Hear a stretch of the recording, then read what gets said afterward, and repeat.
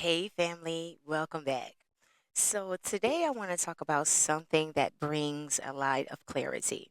It brings on honesty and a lot of relief for believers who feel guilty about setting boundaries. And so, let's talk about the life of Jesus for just a moment.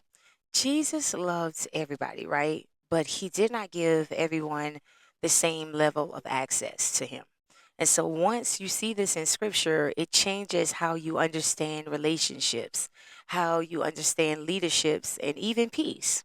And so I want to give you three examples today so that you can use and, set the boundaries that are necessary for your life. Let's start with the crowd. The crowd followed Jesus everywhere.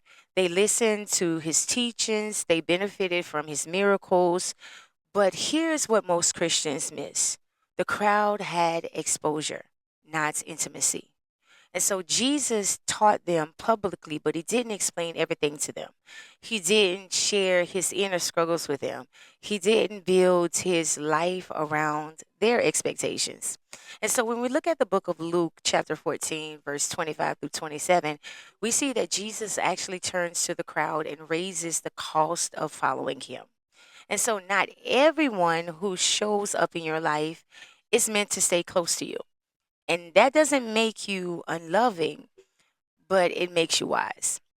And so the second example I want to give you today is the disciples. These were committed followers.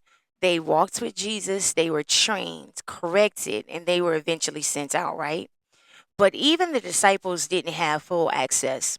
And so Jesus taught them in parables and he explained things to them privately, but there were moments that they still didn't understand what Jesus was saying.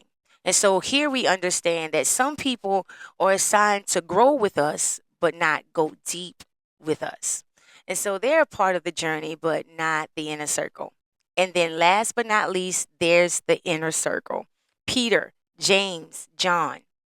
They were the three that were present for moments others never saw: the transfiguration, the rising of Jairus' daughter, Jesus' grief in Gethsemane. We see all of this in scripture. But here's the part we skipped: with intimacy comes greater responsibility. And so they were corrected more, they were entrusted more, they were expected to carry more.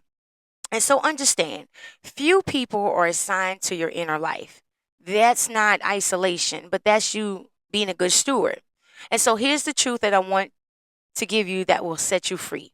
Access is not about favoritism, it's about capacity and assignment.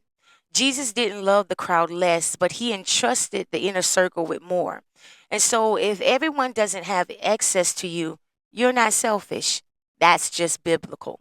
And so let me leave you with this: everyone can hear you, some can walk with you, but only a few should carry your heart.